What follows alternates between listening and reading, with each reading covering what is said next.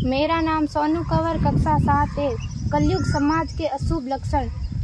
कुटुंब कम हुआ, संबंध कम हुआ, प्रेम कम हुआ, मर्यादा कम हुई, लाज लज्जा कम हुई, विनम्रता कम हुई, समर्पण कम हुए, पुस्तक वाचन कम हुआ, खान पान की शुद्धता कम हुई, बाल कम हुए, कपड़े कम हुए, नींद कम हुई, घी मक्खन कम हुआ, पीतल तांबे के बर्तन कम हुए, भाई भाई का प्रेम कम हुआ, सत्य कम हुआ, अतिथि कम हुए, धैर्य कम हुआ, श्रद्धा और विश्वास कम हुआ, बड़ों का सम्मान कम हुआ और भी बहुत कुछ कम हुआ जिससे जीवन सहज था, सरल था। संतान को दोष न दे।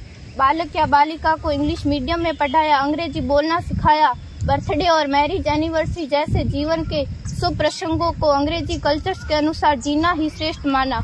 माता पिता को मम्मी डैड कहना सिखाया। जब अंग्रेजी कल्चर से परिपूर्ण बालक या बालिका बड़ा होकर आपको समय नहीं देता, आपकी भावनाओं को नहीं समझता, आपको तुच्छ मानकर आपसे जुबान लड़ाता, जब आपको बच्चे में कोई संस्कार नजर नहीं आता, तब घर के वातावरण को गमगीन किए बिना, संतान को दोष दिए बिना एकांत में जाकर रो लीजिएगा, क्योंकि पुत्र या पुत्री की पहली वर्षगांठ से ही भारतीय संस्कारों के बजाय, मंदिर जाने के बजाय केक कैसे काटा जाता है, यह सिखाने वाले आप और अम्मी है। जब बच्चा पहली बार घर से बाहर निकलता है तो प्रणाम और आशीर्वाद के बदले बाय बाय कहना सिखाने वाले आप और अम्मी है। हम परीक्षा देने जाते समय इष्ट देव बड़ों के पैर छूने के बदले बेस्ट ऑफ लक कहकर परीक्षा भवन तक छोड़ने वाले आप और अम्मी है।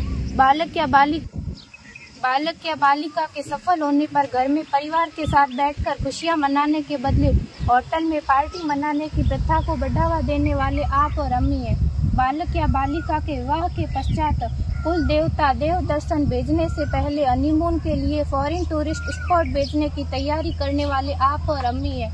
ऐसी कई ढेर सारी अंग्रेजी कल्चर्स को हमने जाने अनजाने स्वीकार कर दिया है। अब तो बड़े बुजुर्गों के पैर छूने में भी शर्म आती है। गलती किसकी? मात्र आपके माता और पिता की। अंग्रेजी अंतर्राष्ट्रीय भाषा है से काम का जेतु सीखना है, अच्छी बात है, लेकिन इसकी संस्कृति को अपने जीवन में उतारने की तो कोई बाध्यता नहीं थी। अपनी समृद्ध संस्कृति को त्याग कर नैतिक मूल्यों, मानवीय संवेदनाओं से रहित अन्य सभ्यताओं की जीवन शैली अपनाकर हमने क्या पाया? अवैध संबंध, टूटते रिश्ते, व्यसन युक्त धन, थके हारे मन, छल भरे रिश्ते, अनुशासनहीन संतानें, असुरक्षित समाज। एक बार विचार जरूर कीजिएगा कि संस्कारवान पीढ़ी क्यों आवश्यक है।